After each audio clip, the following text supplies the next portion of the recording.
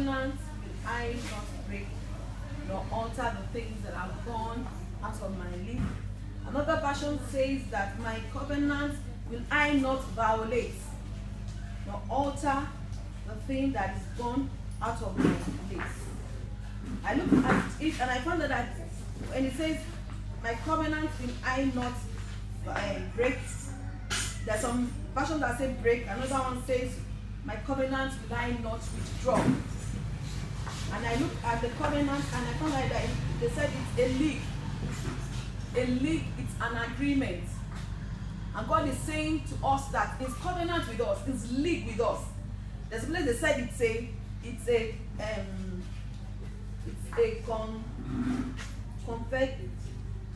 confectioner.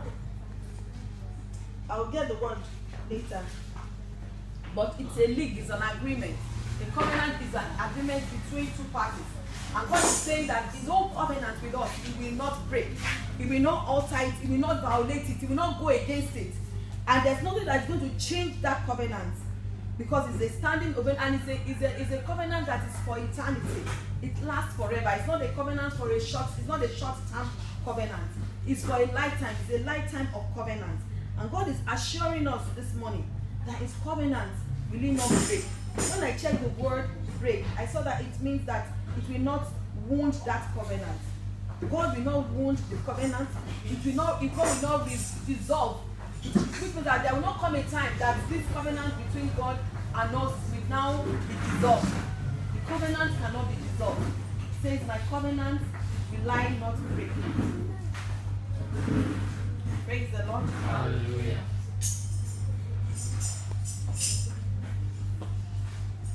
And I found out again that to alter means not to, when it says will I not alter or break, it means not to disguise it, not to divert it, not to change the covenant. It says His covenant will not break with us. And it's a promise, and it's an eternal promise. And nothing can change that covenant. Now, what is the covenant of the Lord with us? When we talk about covenant, it's a covenant of peace. And the Bible is the blueprint of that covenant that we're talking about. This Bible that we hold in our hands is the blueprint, is the decree, is what we can use to find out that covenant, that agreement that between us, that God is talking about, that He will not break, He will not alter it, He will not change it, He will not disannul the agreement, the covenant. Now, what is that covenant? Now, in the new dispensation, where Christ has died and risen, you find out that the covenant is a covenant of peace.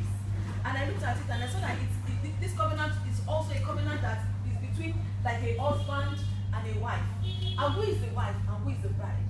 Well, who is the groom? Jesus is our bridegroom. He is the groom and we are the bride. And this covenant that he's talking about is between a spouse, between two people in a relationship. And we are the one that God has that relationship with. Jesus is having that relationship with us. So this covenant that is saying that we will not break is between our bridegroom and we the bride. And in this covenant, He has, paid an ultimate price of love for us. He has sacrificed Himself. He has laid His life down. His own bridegroom is such that no human being can replace or take that position, because every other groom cannot lay their life for their bride. But our own bridegroom, He has laid His own life for us. He has used His life to show us how much He loves us. Through His laying His life down, He has given us absolute love. And He has said, now that I've given myself to you, I am making a covenant with you. And that covenant, I am not going to break that covenant. That covenant will stand till eternity. And this is to assure us as believers that since we have a bridegroom who has, done it all, because when Jesus said, He said, it is finished. Since He has done it all, what manner of people are we supposed to be? We are supposed to be people who are confident. Because after He made the covenant, He gave us a blueprint in the Bible to make us know what are the terms, what are the conditions, what are we to enjoy in this covenant, what are the benefits for us, what do we stand to gain in this relationship. And going through the scriptures, we find that the Lord has laid down a blueprint, a map for us to walk through this life. He has laid down He has given us all the things that we need, all the signs, all the things that will be leading us on our way. as we're going every single day, He has put the map there so that anytime it's like we want to miss our way, we can go back to the scriptures. And as we go back to the scriptures begin to highlight the path for us and begin to tell us which way to go. Praise the Lord. Hallelujah. In today, we as believers, we have come to see the way that in this end time, the devil is on rampage. You know, especially against the church of God, especially against the people that are called by the name of the Lord, because he knows that his time is short. And because of this knowledge that he knows that his time is short, he has gone on rampage. He has gone on a mission that is using all the arsenal that he has in hell to fight the people of God. And because of that, it looks as if, you know, it's like they are closing in. But the Bible says the gates of hell shall not prevail against the church. Yeah. And the Lord wants us to stand as soldiers that he has called us, to believe the fact that he has said that the gates of hell shall not prevail against us. Praise the Lord. Hallelujah. Because they are more than those that are against us. I want us to look at the scripture, Ephesians 6, where the Lord talks about what in this war, because we are in a warfare with the devil. Our bridegroom has now told us that there's going to be war. But in this war, I have provided the weapons of warfare for you. And how are we going to find out what are the weapons of warfare that he has provisioned for us through the scriptures? I want us to look at Ephesians chapter 6. I want us to read from verse 10 to 18. Where we're going to take note of particularly 16 to 18. Let's go. Finally, my brethren, be strong in the Lord and in the power of his might. Put on the whole armor of God, that you may be able to stand against the wiles of the devil. For we do the wrestle not against flesh and blood, but against principalities and powers, against the rulers of the darkness and the age, against spiritual hosts of wickedness in the heavenly places.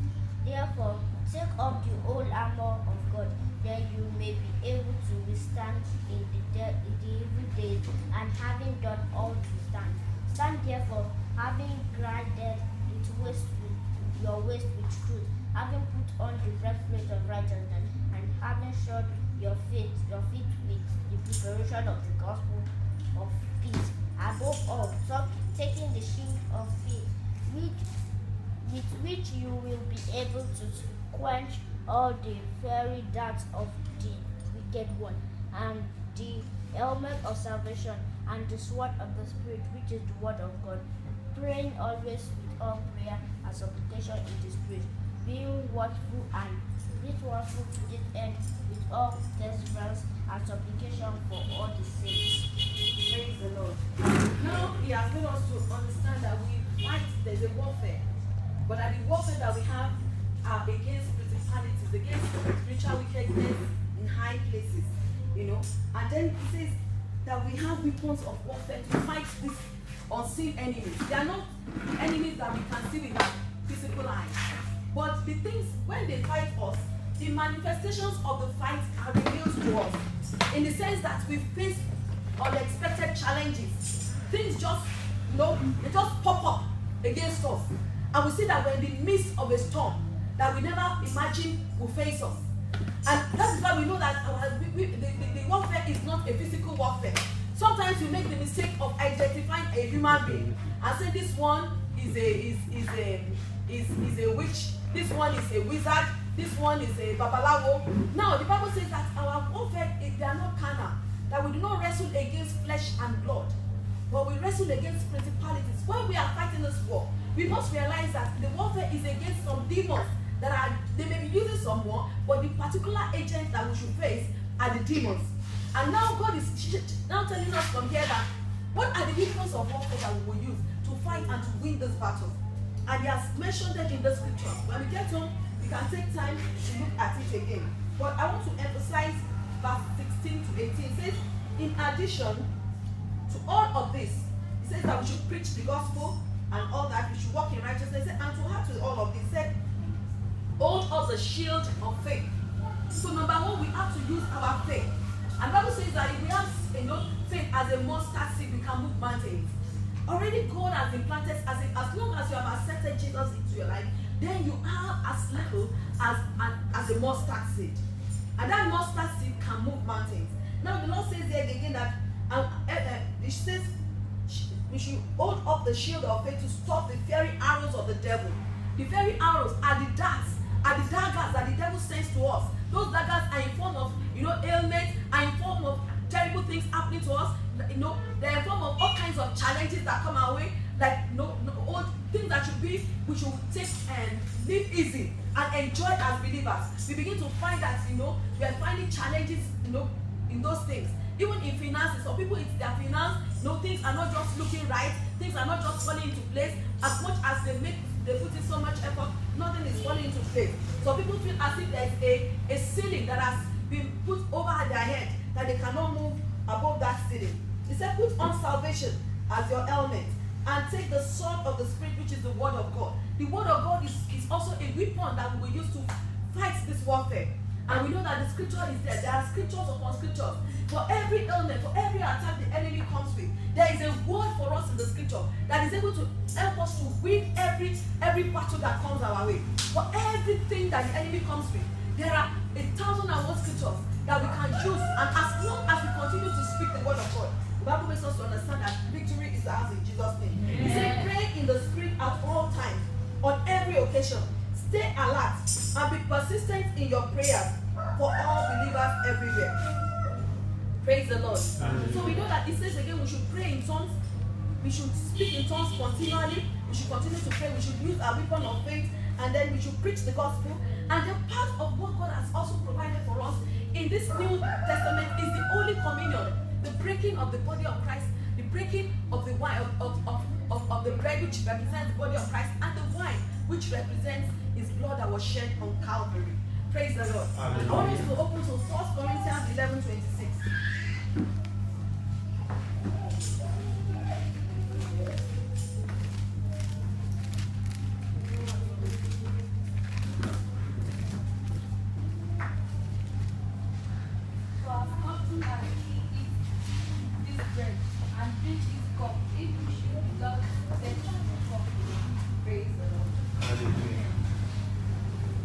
Proclaiming his death till Jesus comes. Proclaiming, that place is proclaiming. Look for another, if somebody finds another version. For as often as you eat this bread and drink this cup, you proclaim the Lord's death till he comes. As long as you proclaim, which version is that? New King James. New King James. Does anybody have maybe amplified? Yeah. Can you help us?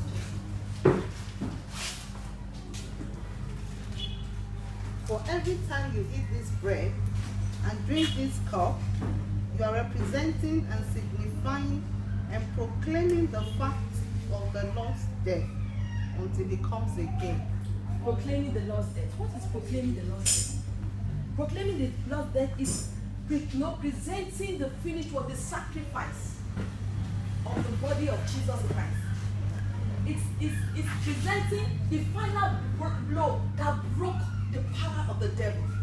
Proclaiming the Lord's death is bringing forth, lifting up, presenting what finished everything, what broke every power of darkness, what delivered us from the shackles of the enemy, what brought about our salvation. Proclaiming the Lord's death. That Lord's death is what brought about our salvation.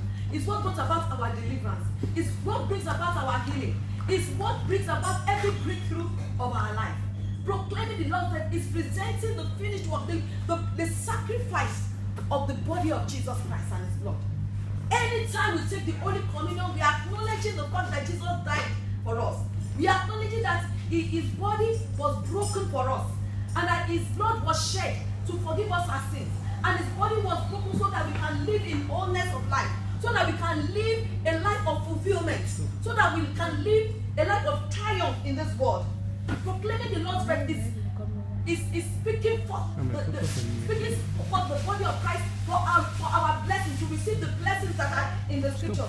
Proclaiming the Lord's death is about presenting even the blood of Jesus to cleanse us from our past sins that we have seen, even the sins that a lot of times the devil comes against us, telling us about the generational curses that are the things that our grandparents have done on our behalf, like our parents did on our behalf, or our great-grandparents did, or they made evil covenants with Satan and all that. And the devil begins to say, you know why you are suffering.